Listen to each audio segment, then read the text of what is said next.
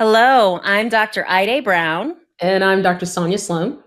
And we are AYA, Black and Brown Women Disruptors in Healthcare and Beyond. Let's roll this week's clip. You don't even have a health care plan. You've been promising one for over a decade, and we've never seen it because it doesn't exist. Or maybe it's simply just hiding behind the missing appropriation bills that this Republican majority hasn't passed. I don't know. But what I do know is this. Republicans have been in charge for 292 days. That's 292 days to do something, anything, to lower costs, to bring down prices, to make America more affordable, to do something about health care, tariffs, grocery prices, rent, or heating bills. And what did you do? You handed out tax breaks to billionaires and took the longest paid vacation in modern history. Why do you always start to show off with a big sigh? You know what I mean? I don't think there's anyone that we haven't started with a big sigh. Yeah, you're right. So U.S. Representative Jim McGovern said it plainly. What is happening in Washington? Why aren't our elected officials doing the work they're paid by us to do? Let's talk about it. Remember when having a pre-existing condition meant you couldn't get covered? When an insurance company could look at your chart and call you, quote unquote, too expensive and shut the door? Do you remember when kids would turn 18 and they lost their health insurance? Or when a young adult that had asthma or diabetes or depression fell through this loophole? The Affordable Care Act fixed all of that. Yes, Obamacare, the Affordable Care Act. It protected people with pre-existing conditions. It kept young adults on their parents' plans until 26 years old. And it opened real access to care for millions of small business owners, gig workers, freelancers, and disabled Americans. But now, Congress is letting those companies collapse, not by repealing the ACA, but by pricing people out of it. And you know why? It's that big, beautiful bill. Remember, we talked about that. Do you remember that? That big, shiny, empty promise that Republicans pushed for years, claiming they'd replace the ACA with something more beautiful? Well, here's the real world impact of that fantasy. Skyrocket premiums, gutted subsidies, and families left with impossible choices. Because Congress failed to extend the enhanced ACA subsidies. Open enrollment for 2026 is a sticker shock nightmare. Premiums have doubled, not because people got older or sicker, but because lawmakers chose politics over people. And who gets hit the hardest? Small business owners. More than 5 million entrepreneurs rely on the ACA marketplace. Without subsidies, their premiums explode. That means cutting hours, cutting staff, or even closing shop. That's your barber, your baker, the childcare provider, your home health aide. This is the front line of American businesses, and they're being punished for not having a corporate HR department. Workers whose jobs don't offer insurance, that home health aide, that barista, that warehouse worker pulling double shifts, people who are essential, mind you, essential, but whose employers offer nothing or plans with deductibles that are way too high, that they even rival a mortgage. So now these folks are priced out overnight. Disabled Americans, that's an entire community that already faces discrimination, higher medical needs, and lower earnings. So disabled workers are more likely to be self-employed, right? Because traditional workplaces can exclude them. And they're now staring down these premiums they simply can't afford. Some will downgrade care. Others will be forced out of the workforce just to qualify for Medicaid. Does that make sense to you? And as an orthopedic surgeon, I see the fallout firsthand: delayed care, advanced disease, avoidable surgeries, conditions that spiral because someone couldn't afford a follow-up appointment, or packed emergency rooms with people who are seeking emergency care because they can't have their preventative care. And this is not theoretical. This is what the big, beautiful bill looks like in real life. And here's the truth. This is entirely flexible. Congress could restore the subsidies tomorrow. Marketplaces could adjust. Families could get relief in real time. More than 20 million Americans depend on these credits. These small business owners, these workers without insurance, these disabled Americans, these are families that are trying to stay healthy in a system designed to test their endurance. And they're watching. And you know who else is watching? We are. Because healthcare should not depend on your job title, your income, or whether Congress remembers the promises they made. The ACA close these loopholes, but without affordable premiums, those protections are slipping away. This is the moment to decide what kind of country we want to be. Are we who we are willing to fight for? What is happening in DC? Where is this money going? Let's roll the clip. The administration is funneling $40 billion to bail out Argentina. Republicans are literally subsidizing an entirely different country instead of keeping families in North Carolina or Minnesota or Texas or Indiana from going bankrupt if they face emergency hospital bills. And then giving your donors a fancy new ballroom at the White House while moms and dads can't afford to put food on the table.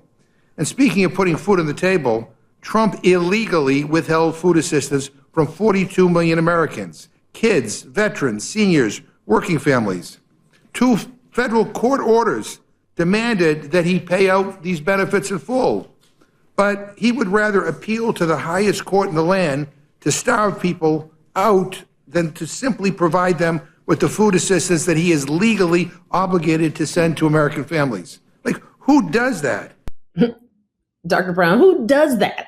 I'll tell you. GOP? Yeah, you're the president of the United States, one of the best countries in the world, supposedly. But while families can't afford the premiums, while small businesses, these disabled Americans, they get priced out of what? Basic health care, once again.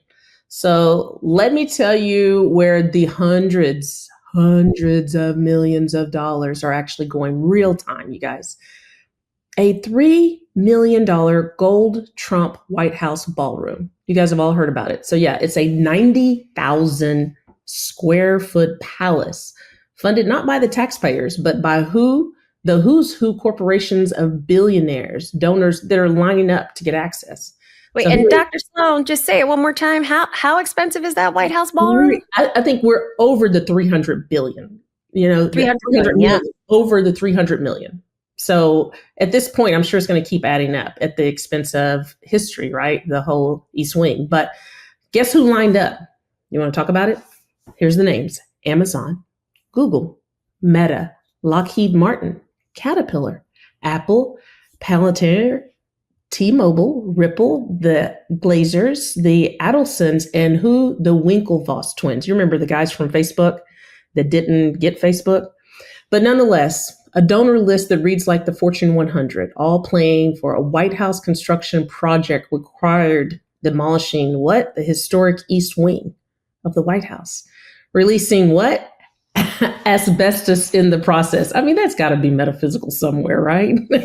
The former White House ethics lawyer is now calling this exactly what it is. It's an ethics nightmare and a pay-to-play scheme. Even YouTube, you guys, have paid $22 million as part of this whole settlement with Donald Trump.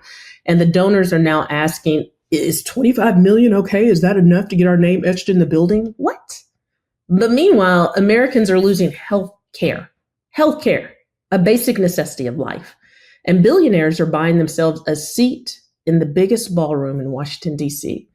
So I don't think that's leadership. I think that's corruption on a golden chandelier on top. Right? So let's ask the real questions out loud, because everybody's thinking it. You guys are all thinking, I'm thinking it. What exactly are they getting in return? What is Amazon and Meta and Google and Lockheed Martin? What are they getting? What are they donating? It's not for the decor. Billionaires don't write checks for ambiance, right? Corporations don't fund ballrooms for historical preservations. They donate for access. They donate for policy influence. They donate for the kind of proximity to power ordinary Americans like you and I don't have, the money we will never probably see in a lifetime, that they basically just hand over as a matter of fact. So remember, the manufactured outrage that we've all lived through for years now and has heightened because of Donald Trump, Hillary's emails. How about Obama's birth certificate? How about the selfie on Biden's plane? The scandals that turned out to be nothing but smoke and mirrors for who? Fox News, fake news, right? But now, $300 million pay-to-pay ballroom, corporate checks, tens of millions. The East Ballroom or the East Wing now torn and gone. Asbestos released in the air. And all the donors on this Fortune 100 list, there's a silence. And that silence is telling you something, because it isn't about philanthropy. It's not about patriotism. It isn't even about proving or improving the White House, right? This is the open air politics. They don't give a damn. Everyday Americans are now losing their medical care, their health care, their SNAP benefits, possibility their Social Security benefits, and no one has released the Epstein files. But corporate dollars speak louder than American people right now. When access is sold to the highest bidder, when influence comes with a price tag, that's not democracy, you guys. That is corruption on the level of a golden fat calf kind, if you know what I mean. And if you don't, then you don't understand the definition of corruption. So if you're wondering what the GOP's healthcare plan does look like, here it is. I think House Speaker Hakeem Jeffries said it best. Let's roll this clip. Colleague from the great state of Georgia, Marjorie Taylor Greene, found it laughable that there's a Republican health care plan. She said she couldn't find it. She can't find it because it doesn't exist. Now, we know what the plan has been in the past.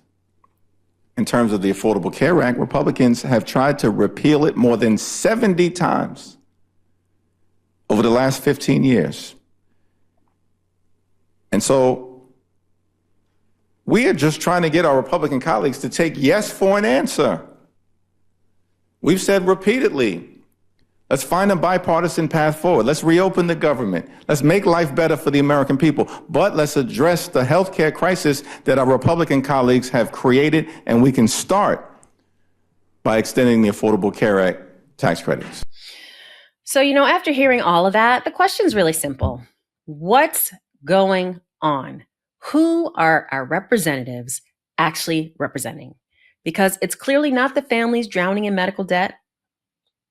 It's not the small business owners watching their premiums double. And it's definitely not the disabled Americans being priced out of basic care. But somehow we have a Congress that can greenlight asbestos floating through the East Wing, but can't extend ACA, Obamacare, subsidies to keep people healthy. We have elected officials who took 7 weeks of a taxpayer-funded vacation while refusing to feed people, refusing to insure people, refusing to govern. I mean, who wouldn't want to be on a paid 7-week vacation? This is ridiculous. That money is the money that we are paying as taxpayers. And this is for what? And for who? And at what point do we as a country say enough? We cannot show up just one day. We can't just show up on some occasional No King's Day. We can't just show up on election day and expect some type of change. We need to flood our representatives. We need to call them, email them, show up at their offices. And we also have to run for office. We need to be at your local meetings, your school meetings, your community board meetings.